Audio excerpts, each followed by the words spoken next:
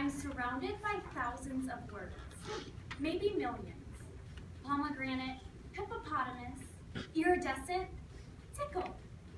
Words have always swirled around me like snowflakes, each one delicate and different, each one melting untouched in my hands.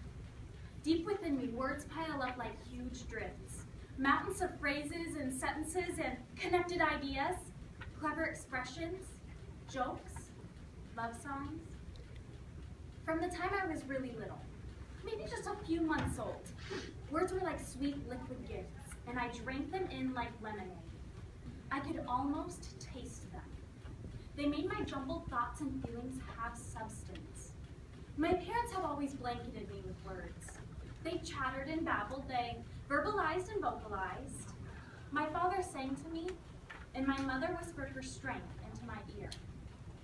Every word my parents spoke to me or about me, I absorbed and kept and remembered.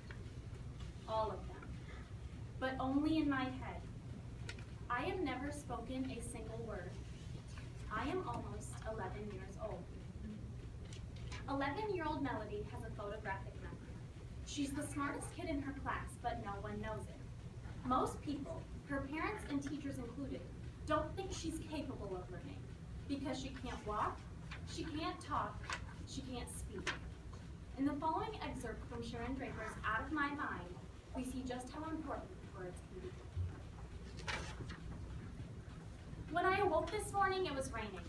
Thunder, lightning, wind, a constant soaking downpour that laughed at umbrellas and raincoats. Dad came into my room and sat down in our old reading chair. "Messy day out there." I nodded. Mom leaned on my door just then and said, "You want to stay home today? No blame you." I shook my head forcefully. No, no, no. I kicked the covers off my feet. Okay, but the weather's ugly and your sister's sick. Mom got me bathed and dressed and took me downstairs. "It looks like we're going to have one stormy day, honey." Wearing a floppy yellow hat and yellow duck-footed slippers, my little sister Penny wandered into the kitchen, coughing and sneezing. As Mom and I headed to the car, the rain and the wind had gotten worse. Mom had draped a huge plastic raincoat over me and my chair, and another one over herself. But in seconds, we were soaked. Mom opened the car door on the passenger side, struggling with me in my chair. She lifted me into the seat, strapped me in, and began the process of collapsing my chair. When she shut the trunk, she slammed it hard. By the time she scooted into the driver's seat, she was a dripping mess and in a terrible mood. Why couldn't we just stay home today? I kicked my legs in response, but only a little. I didn't want to upset her even more. That's when I glanced down and noticed she had forgotten my book bag. I reached over, grabbed Mom's arm, and pointed to my feet. "What?" I kicked, I pointed, I grunted. Then I pointed to the house.